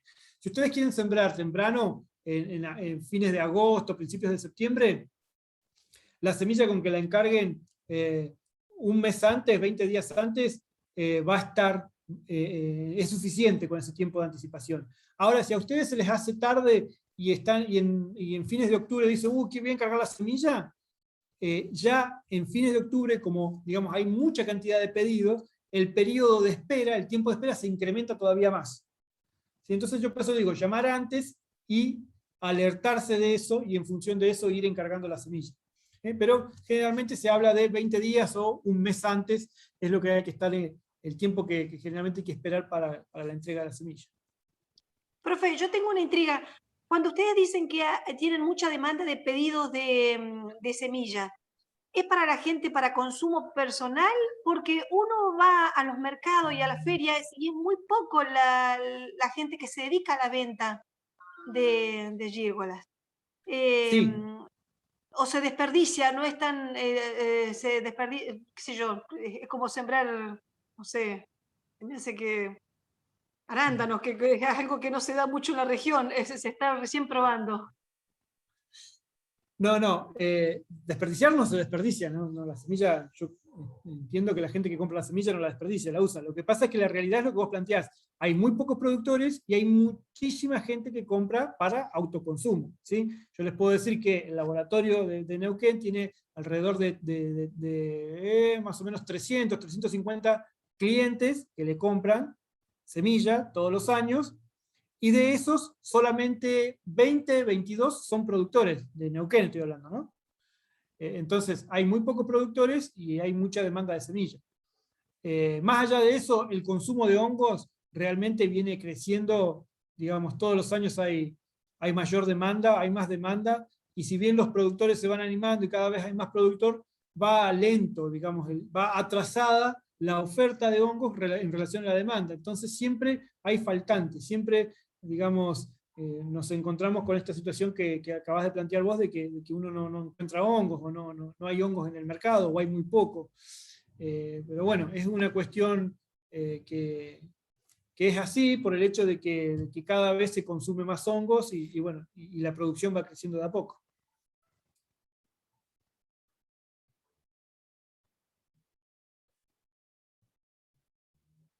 Profe, Sí. volviendo al tema del periodo de incubación, allá en el puesto pudimos ver que la incubación se hizo en un BIM. Entonces, nosotros podríamos optar también por eso, por hacer el periodo de incubación y tener nuestros hongos sembrados dentro de un BIM, porque también hablábamos, recuerdo, allá en el puesto con algunos compañeros del curso que comentaban que el BIM, la mitad del BIM también se podía enterrar en la tierra y también se podía hacer ahí la incubación. Sí, sí, sí, cualquiera de esas formas es factible. Sí, sí, sí, uno puede utilizar el beans sobre el suelo o enterrar el beans. Lo que sí es que yo, en cualquiera de los dos casos, estoy pensando, ¿no? Pero por más que lo enterrara al beans, yo igualmente los pondría embolsados. Y por más que el beans, digamos, tiene tablas y entre las tablas hay pasaje de aire de la tierra, yo igualmente en esa situación lo pondría embolsado a los troncos. Pero sí se puede utilizar perfectamente el beans.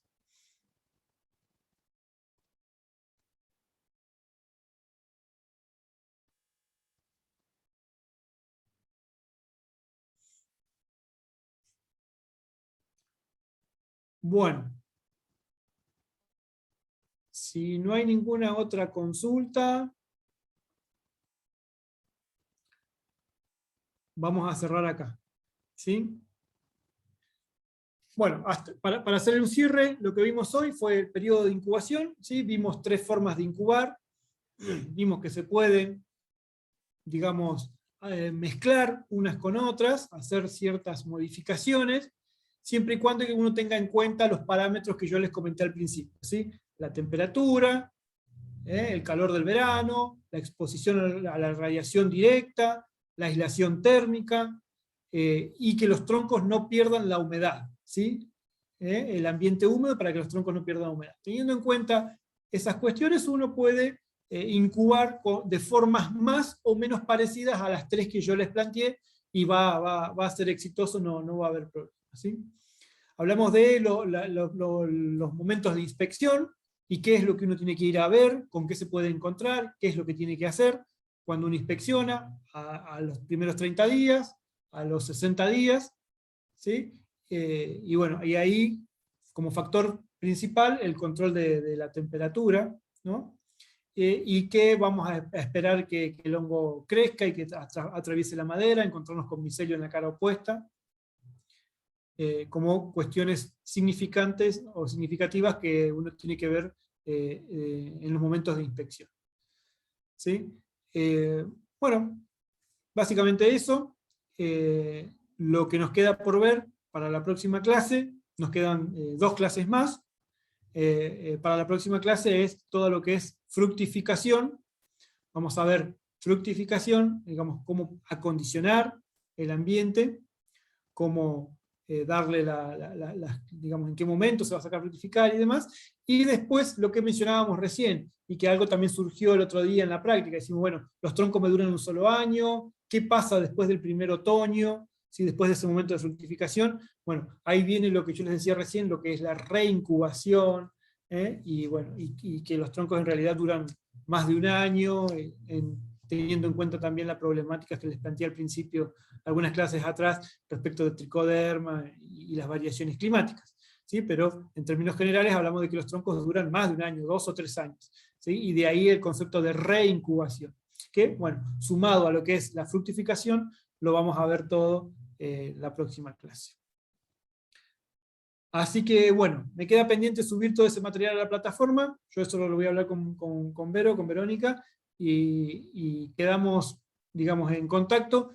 Cuando quieran, o vemos la manera de armar WhatsApp, el grupo de WhatsApp que comentó Pablo, que a mí me parece que es algo interesante. El que quiere se suma, y bueno, quedamos convocados para el próximo miércoles a las 16:30, al igual que hoy, por Zoom. ¿Sí? Listo, gracias, Bárbaro. profe. Gracias, profe. Gracias. Muchas gracias. Buen Nos fin de vemos. semana para Profe. todos.